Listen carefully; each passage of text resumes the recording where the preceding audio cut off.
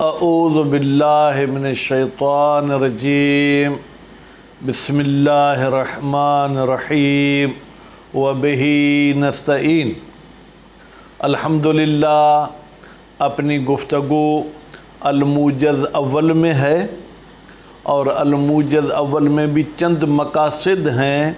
उन मकासद में से पहले मकसद में है, ज़रा कैमरा को यूँ घुमाएं ताकि साजिद पूरे नज़र आएँ। यहाँ साजिद भी थोड़ा इस तरफ होके बैठें हो। तो आज की जो बेटा बहस और गुफ्तगू है मुश्किल नहीं है अगर आपकी तवज्जो होगी तो, और अगर तवज्जो नहीं करेंगे तो आसान बात भी मुश्किल हो जाती है। आज की हमारी गुफ्तगू का पहले मैं अरबी में लफ्ज़ कहूँगा, फिर उसकी मैं उर्दू बताऊँगा।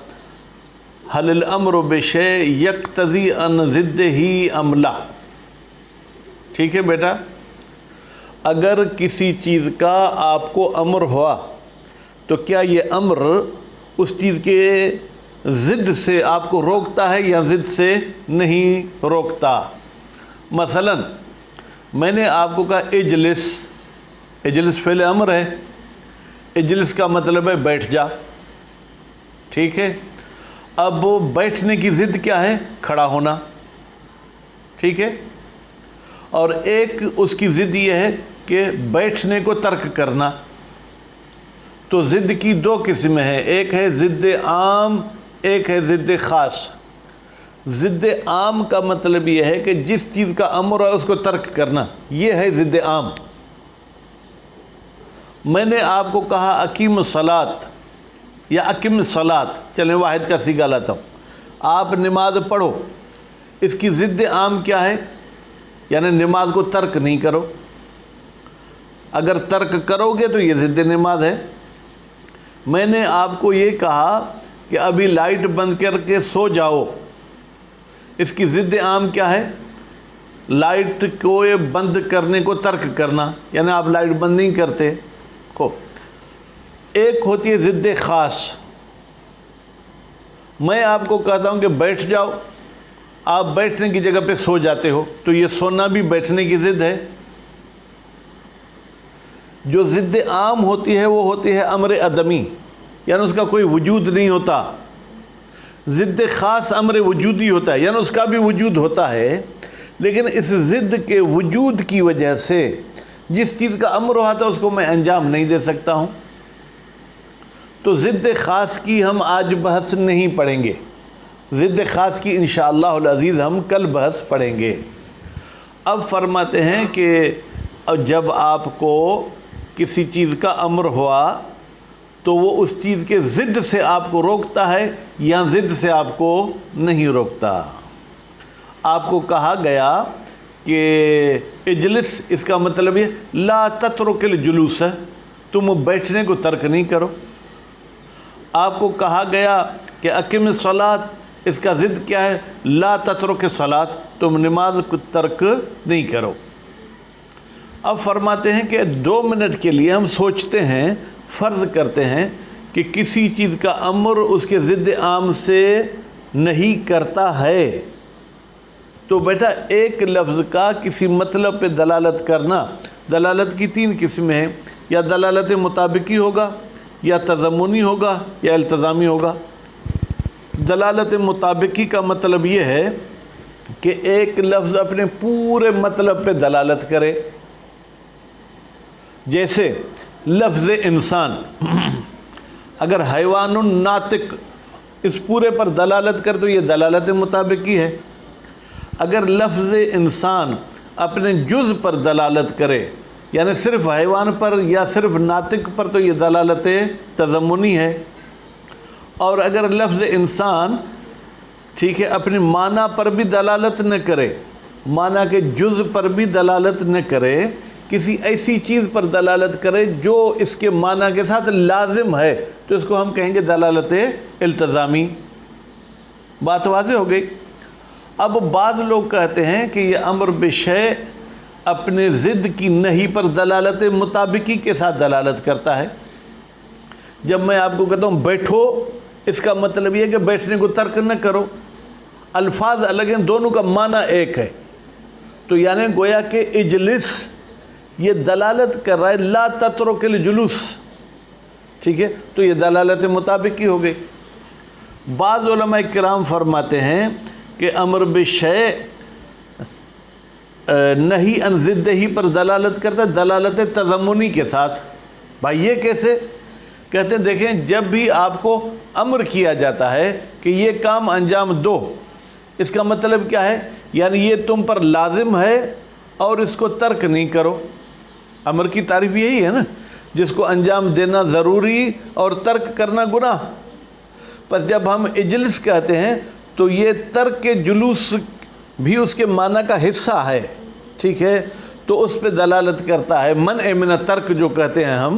ٹھیک ہے، تو اس حوالے سے یہ دلالت تضمنی کے لحاظ سے دلالت کرتا ہے.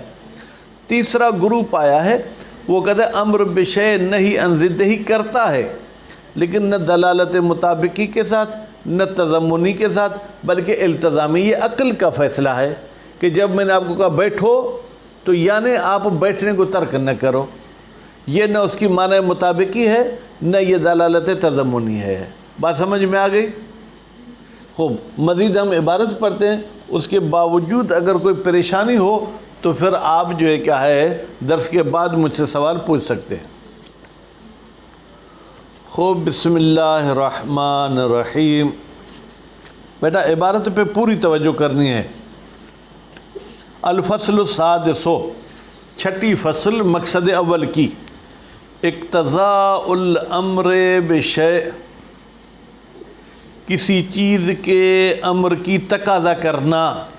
میں تقاضا کرنا کا بیٹا ترجمہ اس لیے کرتا ہوں کہ یہ اقتضاء مصدر ہے.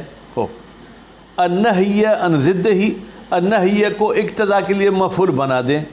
آیا یہ امر تقاضا کرتا ہے کہ نہیں ہو جائے عن ضدہ ہی کی ضمیر جائے گی شے کی طرف، اس شے کی ضد سے. اختلف الاصولیون، علم اصول والوں نے اختلاف کیا ہے. کس بات میں بیٹا؟ فی ان الامر بشیء، بتحقیق کہ جب کسی چیز کا امر ہوتا ہے، مثلا بیٹھنے کا امر ہوا اجلس، حل یقتضی، آیا یہ امر تقاضا کرتا ہے؟ ساجد صاحب، جب بھی آپ مباحثہ کیا کریں تو بیٹا فعل کے فاعل کو ڈھونڈا کریں. اب یقتضی کا فاعل کون ہے؟ تو آپ کہیں گے ہوا کی ضمیر ہے، وہ مستتر اور وہ رجوع کر رہی امر کی طرف. کیا یہ امر تقاضا کرتا ہے النہی کہ نہیں ہو جائے عن ضد ہی اس چیز کی ضد سے، او لا، لا کے بعد یقتضی کا لفظ ذہن میں رکھیں، یا ایسی تقاضا نہیں کرتا ہے. علی اقوالین، بیٹا پھر یہاں بھی آپ کا نحو آپ کو کہتا ہے کہ علی اقوال کو بھی جار مجرور دیکھ کر آپ اس کا تعلق کرائیں کسی فعل سے یا شبہ فعل سے. تو علی اقوال کا تعلق ہوگا اختلف کے ساتھ. اختلف علی اقوال وقبل الورود فی الموضوع، اس موضوع میں داخل ہونے سے پہلے. بیٹا دیکھیں جیسے آپ مجلس پڑھنا چاہتے ہیں تو مجلس شروع کرنے سے پہلے آپ کچھ نعرے لگواتے ہیں، کچھ لوگوں کو کہتے ہیں کہ ذرا آگے آگے آ جائیں تاکہ پیچھے آنے والوں کو کیا ہو سہولت ہو. یعنی ایسی باتیں آپ کرتے ہیں جس کا تعلق مجلس کے ساتھ ہو، پھر اصل مجلس میں آپ وارد ہوتے ہیں. کہتے ہیں اس موضوع میں داخل ہونے سے پہلے نقول ہم کہتے ہیں الضد هو مطلق المعاند والمنافی. ضد کیا ہے؟ ہر معاند. بیٹا معاند کا لفظی ترجمہ تو کریں گے دشمن، ٹھیک ہے، لیکن یہاں پر آپ ترجمہ کریں ہر رکاوٹ، ہر وہ چیز جو میرے اس کام کے لیے رکاوٹ ہے، والمنافی، اور ہر وہ چیز جو اس کام کے ساتھ ٹکر رکھتی ہے. یعنی جس کا مجھے امر ہوا ہے کہ رحمانی تم پڑھاؤ، تو اب مجھے امر کس چیز کا ہوا؟ پڑھانے کا. ہر وہ چیز جو پڑھانے کے لیے رکاوٹ ہے ہم اس کو پڑھانے کی ضد کہیں گے. ٹھیک ہے، ہمیں امر ہوا کہ فلاں کام کرو، تو ہر وہ کام جو جناب جو ہے کیا ہے اس کام کے ساتھ رکاوٹ رکھے گا اس کو ہم معاند اور ضد کہیں گے. تو بیٹا جس کام کا بھی آپ کو امر ہوتا ہے، اگر دوسرا کام اس کے لیے رکاوٹ ہے ہم اس کو ضد کہیں گے. اگر وہ رکاوٹ والا کام وجودی ہے یعنی اس کو بھی انجام دینا پڑتا ہے اس لیے پہلے کو انجام نہیں دیتے تو یہ ہو گیا ضد خاص۔ اگر وہ جو آپ کام دوسرا ہے وہ پہلے کو ترک کرتے ہیں، کسی کو انجام نہیں دیتے لیکن جس کا آپ کو امر کیا گیا اس کو ترک کرتے ہیں تو یہ ہو گیا ضد عام۔ وَقَسَّمَ الْأُصُولِيُّونَ اور علم اصول والوں نے تقسیم کیا ہے الضد۔ بیٹا ضد کو میں نے منصوب پڑھ دیا، یہ قسم کے لیے مفعول ہے، الی ضد عام و ضد خاص، کہ بھائی ضد کی دو قسمیں ہیں، یا ضد عام ہے یا ضد خاص ہے۔ وضد العام، ضد عام کسے کہتے ہیں؟ ترک المأمور بہ، مأمور بہ کو ترک کرنا۔ بیٹا ساجد سنو، اس کی ضد عام کیا ہوگی؟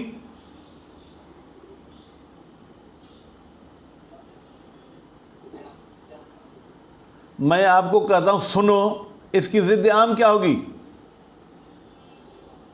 نزدیک ہو کے بتاؤ، آواز نہیں آ رہی۔ شاباش۔ میں آپ کو کہتا ہوں تقیشہ ادھر دیکھو، اس کی ضد عام کیا ہوگی؟ نہ دیکھنا، ٹھیک ہے۔ میں آپ کو کہتا ہوں کھڑے ہو جاؤ، اس کی ضد عام کیا ہوگی؟ کھڑا نہ ہونا، ٹھیک ہے، یہ ضد عام ہے۔ وضد الخاص، اور ضد خاص کیا ہے؟ ہوا مطلق المعاند الوجودی، یہ ہر وہ کام ہے جو مامور بہ کے ساتھ مخالفت رکھتا ہے اور اس کا بھی وجود ہوتا ہے، یعنی خارج میں اس کو انجام دیں گے تو آپ مامور بہ کو انجام نہیں دے سکیں گے۔ ولہذا، بیٹا ہذا کا اشارہ کہاں جائے گا کہ بھائی جب ضد کی دو قسمیں ہو گئیں، ضد خاص اور ضد عام، تنحلو المسئلۃ، یہ مسئلہ منحل ہوتا ہے۔ منحل کا بیٹا ترجمہ کیا ہے؟ بٹ جاتا ہے، حصے حصے ہو جاتا ہے۔ پھر عنوان البحث، یہ بحث کا عنوان تقسیم ہو جاتا ہے، ٹھیک ہے، الی مسئلتین، دو مسئلوں کی طرف۔ تنحلو کا بیٹا فاعل مسئلہ ہے، موضوع یہاں پر لکھا ہے احداہما، بیٹا احداہما کی جگہ پر میرے خیال میں احدیہما ہوتا تو بہتر تھا، ٹھیک ہے۔ بہرحال ان میں سے ایک کا موضوع ضد عام ہے، وہ موضوع الاخری، اخری سے پہلے مسئلہ تقدیر میں رکھیں، اور دوسرے مسئلے کا موضوع کیا ہے؟ ضد الخاص، ضد خاص ہے۔ فیقال، تو پھر کہا جائے گا فی تحدید المسئلۃ الاولی، بیٹا پہلے مسئلے کی تحدید، تحدید کا مطلب کیا ہے؟ تعریف کرنا، یا حد بندی بھی آپ کہہ سکتے ہیں، یعنی ضد عام کے بارے میں ابھی ہم بحث کریں گے۔ اس میں کیا کہیں گے؟ اس میں یہ کہا جائے گا حل الامر بشیء، کیا کسی چیز کا امر یقتضی تقاضا کرتا ہے النہی عن ضدہ العام، کہ اس چیز کے ضد عام سے نہیں ہو گئی، او لا، یا امر اس قسم کی تقاضا نہیں کرتا ہے۔ مثلا اذا قال المولا، مثال کے طور پر جب مولا کہتا ہے صلی صلاۃ الظہر، تم ظہر کی نماز پڑھو، فہل ہوا، کیا یہ مولا کا امر نہی عن ترک صلاۃ، یہ نہیں ہے کہ نماز کو ترک نہیں کرو، کأن یقول، گویا کہ مولا نے یہ کہا لا تترک صلاۃ، حالانکہ لا تترک مولا کے منہ سے نہیں نکلا، مولا نے کہا صلی، تو دوسرے لفظوں میں یہ کہیں کہ بھائی نماز کو ترک نہیں کرو۔ فترک صلاۃ، تو نماز کو ترک کرنا ضد عام، یہ ضد عام ہے کس کے لیے؟ نماز کے لیے۔ بمعنی، اس کا مطلب یہ ہے انہو، یہ ترک صلاۃ نقیض، یہ نقیض ہے لہو، امر صلاۃ کا، والامر بہا، اور جب ہم کو حکم ہوتا ہے نماز کا، بہا کی ضمیر کہاں جائے گی؟ نماز کی طرف۔ یہ نہی عن ترک نماز، گویا کہ آپ کو نہیں کی گئی ہے کہ نماز کو ترک نہیں کرو۔ کما یقال، جس طریقے سے کہا جاتا ہے فی تحدید المسئلۃ الثانیہ، ضد خاص والے مسئلے میں، ان الامر بشیء، بتحقیق جب آپ کو حکم ہوا کسی چیز کا، مثلا کہ مسجد پاک کرو، حل یقتضی، کیا یہ امر تقاضا کرتا ہے النہی عن ضدہ الخاص، کہ اس مامور بہ کے ضد خاص سے نہیں ہو، او لا یقتضی، یا یہ تقاضا نہیں کرتا۔ فَإِذَا قَالَ الْمَوْلَى، جب مولا نے کہا ازل النجاست عن المسجد، مسجد سے نجاست کو دور کرو یعنی مسجد کو پاک کرو، فالامر بالازالت، یہ جو حکم آیا ہے بیٹا مسجد سے نجاست ہٹانے کا، لاجل کون واجباً، اس لیے کہ کون ہا کی مل جائے گی ازالہ کی طرف، اس لیے کہ یہ نجاست ہٹانا واجب ہے، اور وہ بھی فوریاً، آپ کل پرسوں واجب فوری کی تعریف پڑھ کر آئے، واجب فوری ہے، بمنزلت نہیں، گویا کہ یہ حکم ازالے والا ایسے جیسے کہ نہیں کی گئی ہے، ان کل فعل وجودی، ہر اس کام سے جس کو آپ وجود دینا چاہتے ہیں لیکن یعاندھا، وہ ازالہ کے ساتھ معاندت رکھتا ہے۔ مثلا بیٹا آپ مسجد میں آئے، مسجد نجس ہے، اب اگر آپ نماز پڑھنا چاہتے ہیں تو یہ آپ کی نماز پاک کرنے کے لیے رکاوٹ ہے۔ اگر آپ کہتے ہیں مباحثہ کر لیتے ہیں پھر ہم مسجد کو پاک کریں گے، تو یہ آپ کا مباحثہ کرنا یہ اسے پاک کرنے کی ضد ہے۔ یا آپ کہتے ہیں چلے تھوڑا سا کھانا کھا لوں پھر مسجد پاک کرتا ہوں، تو یہ کھانا کھانا اس پاک کرنے کے لیے کیا ہے؟ ضد ہے۔ جبکہ ضد عام میں کسی اور کام کو آپ انجام نہیں دینا چاہتے تھے، صرف اس کو ترک کر رہے تھے، لیکن یہاں پر یہ ہے کہ جس کی آپ کو جو ہے کیا ہے امر کیا گیا اس کو چھوڑ کر کسی اور کو انجام دینا چاہتے ہیں۔ کالصلاۃ فی المسجد، مثلا آپ اسی مسجد میں نماز پڑھتے ہیں، فکأنہ قال، گویا کہ مولا نے کہا ازل النجاست، تم نجاست کو دور کرو، ولا تصلی فی المسجد، اور تم نماز نہ پڑھو مسجد میں، عند الابتلاء بالازالۃ، جب مسجد سے آپ کو نجاست ہٹانی ہے۔ بیٹا توجہ، مولا نے لا تصلی نہیں کہا، کہتے کیا یہ ازل میں لا تصلی چھپا ہوا ہے یا لا تصلی چھپا ہوا نہیں ہے؟ المسألۃ الاولی، پہلا مسئلہ، ان للقائلین باقتضاء الامر، بتحقیق وہ علماء جو قائل ہوئے ہیں کہ کسی چیز کا امر تقاضا کرتا ہے النہی یا نہیں کی، کس ان ضد العام، ضد عام میں، اقوالاً، بیٹا اقوالاً کو میں نے منصوب پڑھا ساجد، یہ ان کا اسم ہے، ٹھیک ہے، للقائلین خبر مقدم ہے، اقوالاً جو ہے کیا ہے اس میں مؤخر ہے، یعنی ان علماء کے لیے چند اقوال ہیں۔ الاول، پہلا قول، الاقتضاء، جی ہاں بھائی امر بشیء نہی عن ضد ہی کرتا ہے، علی النحو العینیت، نحو العینیت کا مطلب کیا ہے؟ یعنی امر بشیء وہی نہیں عن ضد ہی ہے، دونوں میں کوئی تفاوت نہیں ہے، دونوں ایک چیز ہیں، الفاظ الگ ہیں۔ میں کہتا ہوں بیٹا بیٹھو، اس کا مطلب یہ کہ سو نہیں، بات واضح ہو گئی، یا میں کہتا ہوں بیٹھو یعنی بیٹھنے کو ترک نہیں کرو۔ وَأَنَّ الْأَمْرَ بِشَيْءٍ، بتحقیق جب کسی چیز کا امر آتا ہے تو یہ امر عین النہی عن ضدہ العام، گویا کہ اس چیز کے ضد عام سے نہیں کی گئی ہے۔ فَيَدُلُّ الْأَمْرُ عَلَيْهِ، پس امر دلالت کرتا علیہ اس نہیں پر، حِينَئِذٍ، جب ہم عینیت کے قائل ہو جائیں کہ امر بشیء اور نہی عن ضدہ عین ایک چیز ہے، بدلالت المطابقیہ، تو پھر یہ دلالت مطابقی ہو جائے گی۔ فَسَوَاءٌ قُلْتَ، پھر مساوی ہے کہ آپ مجھے کہیں صلی، نماز پڑھ، او قلت، یا آپ مجھے کہیں لا تترک الصلاۃ، دونوں کا مطلب بیٹا ایک ہے۔ فَهُمَا بِمَعْنًى وَاحِدٍ، پس یہ امر اور یہ ضد عام کی نہیں دونوں کی معنی ایک ہے۔